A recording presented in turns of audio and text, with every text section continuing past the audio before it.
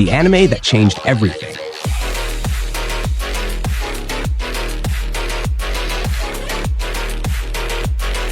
Today, we're revving up our bikes and racing through the neon-lit chaos of Neo-Tokyo to uncover how Akira didn't just shake up the anime world, it kicked it into hyperspace. Hold on tight, because this ride is about to get crazier than an Israeli politician telling the truth on opposite day.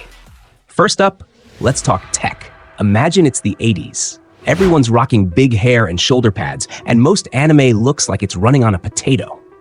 Then, out of nowhere, Akira roars in on a shiny red motorcycle, cranks the frame rate to 24 frames per second, while most anime was chugging along at 12 frames per second and drops jaws everywhere. It was smoother than Dad's bald head. Animators went from meh to whoa, faster than you can say Kaneda. And get this, mad geniuses behind Akira flipped the script on voice recording. They recorded the dialogue first. Yeah, you heard me right. No more guessing games with the lip movements. This way, the characters' lips match the words so perfectly. No more awkward flapping lips, just pure, seamless dialogue. How's that for anime magic? Oh, the lighting, the camera angles. Akira didn't just think outside the box, it blew the box to smithereens with a psychic explosion. They used lighting that made everything look as dramatic as a soap opera cliffhanger, and angles so dynamic, you'd swear the animators were doing parkour while sketching. They turned every frame into a visual symphony. Akira wasn't just about pretty pictures. Oh no. It dove into heavy themes like a philosopher at a rave. What happens when kids get psychic powers?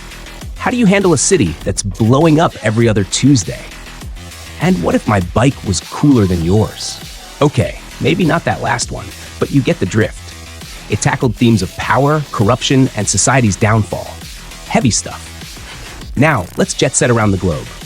Before Akira, anime outside Japan was like a hidden treasure, rare and misunderstood.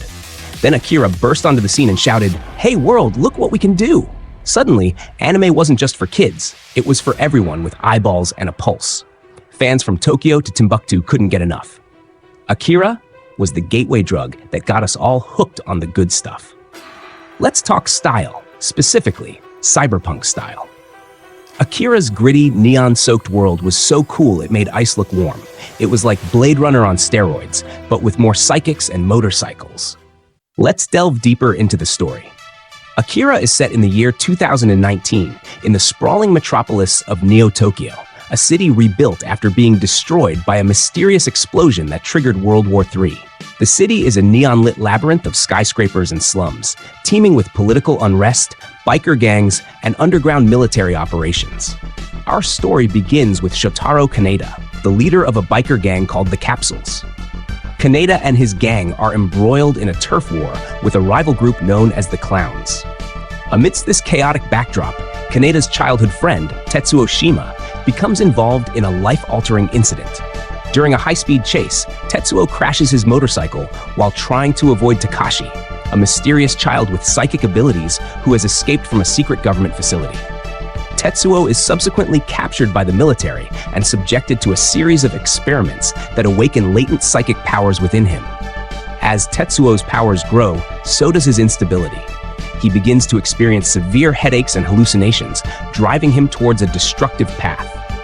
The once meek and insecure Tetsuo transforms into a powerful yet dangerous figure, increasingly obsessed with discovering the secrets behind his powers and the entity known as Akira.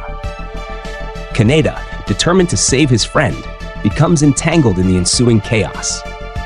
His journey pits him against the military, led by Colonel Shikishima, and a resistance group that seeks to uncover the truth about the government's experiments. Kaneda's unwavering loyalty and courage drive him to confront Tetsuo, leading to a climactic and catastrophic showdown. The climax reveals that Akira, the cause of the original explosion that destroyed Tokyo, is not a person, but a collection of research data and biological samples stored underground. Tetsuo's uncontrolled powers ultimately trigger another massive explosion, echoing the event that once destroyed the city. In the final confrontation, the original psychic children and the remains of Akira intervene, culminating in a powerful and ambiguous resolution.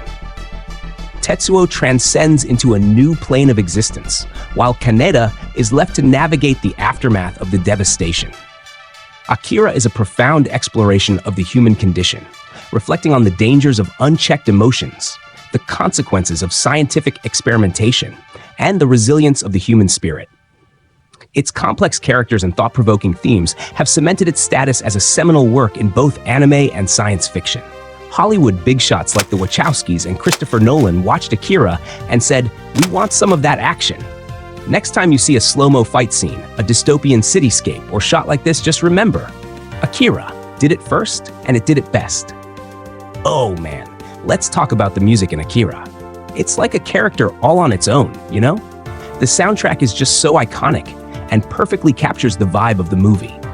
From those haunting, atmospheric tracks to the pulse-pounding beats during the action scenes, it's all so on point. I love how they blended traditional Japanese instruments with electronic and industrial sounds. It creates this really unique and immersive experience that just sucks you right into the world of Neo Tokyo. And that main theme? Instant chills every time I hear it. But what really blows my mind is how the music mirrors the emotional intensity of the story. Whether it's building up tension during a suspenseful moment or hitting you right in the feels during a dramatic scene, the music always knows exactly what to do to enhance the storytelling. Honestly, I could listen to the Akira soundtrack on repeat for days. It's that good. But how did Akira go worldwide? It successfully shipped to the world through strategic international distribution, festival showcases, and the burgeoning home video market. It garnered critical acclaim and developed a cult following, aided by cable television broadcasts and extensive media coverage. Its influence on Western filmmakers further amplified its reach. Through these channels, Akira transcended cultural and geographic boundaries, cementing its status as a groundbreaking work that helped globalize anime and set new standards for animation and storytelling. Commercially, Akira was a goldmine, a cash cow, a money-printing machine. It showed investors that anime wasn't just a niche market, it was a global sensation waiting to happen. They started throwing money at new projects like confetti at a parade. Thanks to Akira, we got a flood of high-quality anime to binge-watch at 3 a.m. Thank you, Akira, for my chronic sleep deprivation. And the legacy?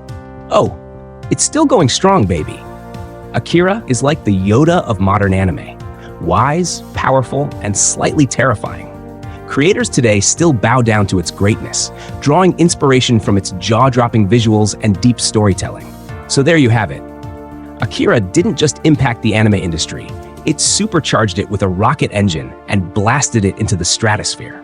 From mind-blowing animation and epic storytelling to global domination and cultural influence, Akira is the gift that keeps on giving.